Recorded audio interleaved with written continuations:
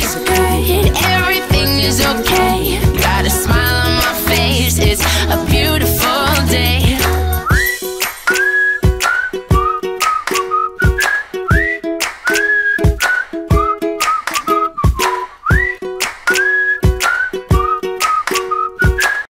Maymay Entrata and Edward Barber, may mga plano na ngayong parating na Pasko.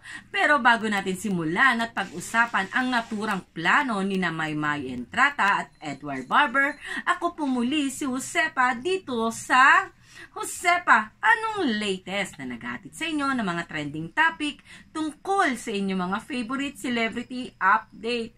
Eto nga, sa kakatapos lamang na I Want ASAP ay napag-usapan nga kung ano ang mga plano nila ngayong darating na Paskuhan at agad-agad naman itong ibinahagi sa atin ni na Maymay Entrata at Edward Barber na mas kilala natin sa tambalang Mayward. Eto, panoorin natin at pag-usapan ang nasabing video.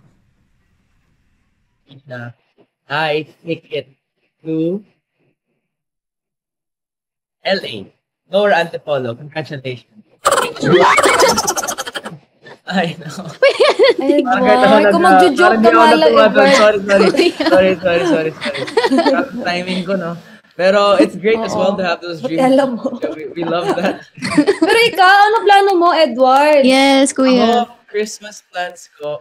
Honestly, something I realized recently.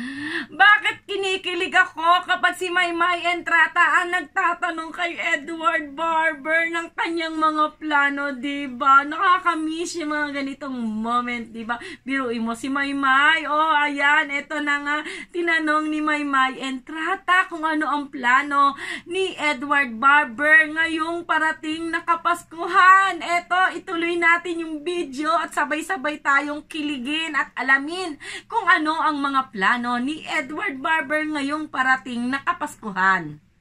Christmas plans ko. Honestly, something I realized recently that I love so much is being together with so many people that of course, normal naman that we love being together with people that we love. Pero yung mga tao na don't get it as much. Like we finished renovating a couple months ago yung ancestral home namin sa Caloocan. Wow. And my dream for that place is all my friends na can't be with their families this Christmas or don't have their families with them at all. We can all have that Christmas experience together. So the mga friends na nanonood, invited kayo guys. If you're not doing anything, come along. Pero of course, just the spirit of Christmas. Tayo ang ligaya ng isa't isa, diba? And I'd love to. Yes naman. All. Pero Ligaya ng isa. sana si Darren din, no? Darren, mag-asap. I want asap ka na.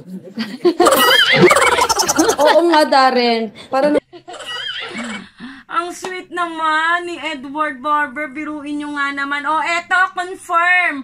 Hindi sa Canada. Ay, sa Canada tuloy. Saan nga ba itong bansa ni Germany? Hindi sa Germany. Ayan, buti na lang tandang-tanda pa ng anak ko, o diba? Hindi sa Germany o sa Europe o sa England magbabakasyon itong si Edward Barber, kundi dito po sa Pilipinas at sa NCR. Dito lang po sa Caloocan. Ayun, ibinahagi nga ni Edward Barber na dito po siya magpapasko sa Caloocan po. Ayan po. At napakabait naman po nito ni Edward Barber, napaka-humble po, diba? Ibinahagi niya na dito po siya magpapasko, tapos winelcome po niya ang kanyang mga kaibigan na dito po magpapasko na hindi kasama ang kanyang mga ang kanilang mga kapamilya. Isinishare ni Edward at ini-invite ni Edward na sa kanila magpasko ang kanyang mga kaibigan na walang pamilya dito sa Pilipinas, diba? Napaka-sweet naman nito at napaka-thoughtful ng isang Edward Barber, diba? Shinare niya ang kanilang bahay, ang kanyang pamilya sa mga kaibigan niya na walang pamilya dito sa Pilipinas, diba? Napaka-sweet na bata talaga nito ni Edward Barber, kaya lagi naman siyang binibless ni God, diba? O siya, ibinahagi na ni Edward Barber ang kanyang mga plano ngayong Kapaskuhan. Ngayon naman, alamin natin kung ano naman ang plano. Sa bagay, alam na naman nating lahat na si Maymay Entrata ay sa Japan magki-Christmas kasama ang kanyang pamilya. Pero eto, panoorin natin at pag-usapan ang pagbabahagi ni Maymay Entrata kung ano ang mga plano niya ngayong parating na Kapaskuhan. Eto, ating panoorin at pag-usapan. Oo nga, Darren. Para naman alam namin kung sino yung mga kasama mo ngayong Pasko. Yes, good Darren. Pero ako naman. Go, Mike. Yes, Ate Mike. Plano ko, syempre, makasama yung pamilya ko ngayong Pasko. Pero bago yan, gusto ko munang kasama yung mga glam team ko. Mag-Christmas party ulit po kami. Tapos, Oh, mga glam team ni Maymay Entrata, maki-Christmas party raw sila. Alam naman natin na ang glam team ni Maymay Entrata at ni Edward Barber ay iisa. O, diba? Cross finger ba tayo na naroroon din si Edward Barber? Hope and pray, diba? Malay natin, diba? O, sana nga nandoon si Edward Barber. Pero ito, at least ma-share sa atin ni Maymay Entrata na bago siya pumunta ng Japan ay nagpaplano siya na magpa-Christmas party sa kanyang glam team. Di ba napaka-sweet at napaka-thoughtful din naman ito ni Maymay Entrata na naglalaan pa rin siya ng oras sa kanyang mga ka-glam team o mga nakatrabaho, diba? Bago siya pumunta ng Japan para doon mag-celebrate ng Christmas with her family. O, diba? Ang sweet-sweet at ang thoughtful ng ating mga lodi na sina Maymay Entrata at Edward Barber na minahal natin bilang Mayward. Ito, ituloy natin ang pagbabahagi ni Maymay Entrata ng kanyang plano ngayong darating na Kapaskuhan. party ulit po kami. Tapos, syempre, kahit papano, sana ma-insert natin, no, yung mga gusto nating i-share, yung blessing natin. Yes. Tapos, ano pa ba? Basta kasama ko, sa Pasko mismo, sa araw ng Pasko mismo, kasama ko yung pamilya ko. At gusto ko pumunta kami somewhere na kung saan mas ma-feel pa namin yung spirit ng Christmas. Di ba may mga lugar, may mga park na naglalagay sila ng mga lights? So, yun, Yes. gusto ko pumunta doon kasama yung pamilya ko. Mike, pwede. That's so sweet. Mm. Sana mabigyan naman ng bagong Ay, parang Sorry, that's just like yung heart ko nung hindi ako nilapitan ni Danny Chongson sa Christmas party. Pero I love you, Kuya Daddy. We love you at we know that you're loyal. Diba? Pero, yep, there's so much more happening today that we can be excited about. Pero, to get us started, Misha, what's going on?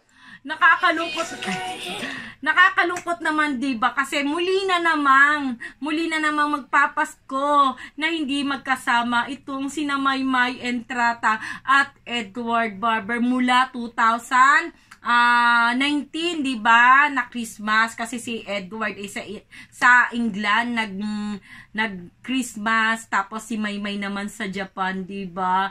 Mula noon ay hindi na nagkasama ng pag-celebrate ng Christmas. Huli nila pag-celebrate ng Christmas parang 2018, di ba? Nasa Japan. Tapos 2019 magkahiwalay na sila. Tapos hindi na ulit sila nagkasama tuwing Pasko, di ba? Nakakamiss. Pero sa kabila ng lahat na nalulungkot tayo na hindi magkasama sina Maymay Entrata at Edward Barber ngayong Kapaskuhan, di ba? Masaya pa rin. Ito, tingnan natin ang positibo, di ba? At least, di ba, makakasama na ni Maymay Entrata muli ang kanyang pamilya sa Japan na magsi-celebrate sila ng Christmas together, di ba? Kasi last year, di ba, parang sa Dubai ata na Christmas itong si Maymay Entrata. O dito sa Pilipinas pa, sa kami, parang sa Dubai kasi siya nagpunta nung New Year ba yon, di ba? Dahil sa magmo-model siya ng magazine na hindi na natuloy-tuloy at hindi na nailabas yung magazine na iyon, di ba? Tapos ngayon, eto, dito na siya sa Canada. Yay! Makakasama na muli ni Maymay Entrata ang kanyang pamilya. At eto naman si Edward Barber, ay kapiling pa rin natin siya ngayong Kapaskuhan dahil dito lang po siya sa Pilipinas. Magpapasko sa Caloocan. Uuwi kaya dito si Daddy Kevin. Diba? Makakasama kaya ni Edward Barber ang kanyang lolo dito sa Pilipinas. Diba? Abangan natin yan. Diba? Sa mga kabanata, sa mga susunod na kabanata ng ating mga lodi na sina Maymay Entrata at Edward Barber na minahal natin sa tambalang Mayward. O paano mga kamerites sa mga hindi pa nakasubscribe sa akin dyan at gustong maging updated dito kina Maymay Entrata at Edward Barber na mas kilala natin sa tambalang Mayward ay huwag po ninyong kalimutang mag-subscribe. I-click po ang bell button para lagi po kayong updated dito sa mga latest video ko. O paano mga kamarites, hanggang sa susunod na update dito kina Maymay Entrata at Edward Barber. Ako po muli si Josepa. Hanggang sa muli. Paalam!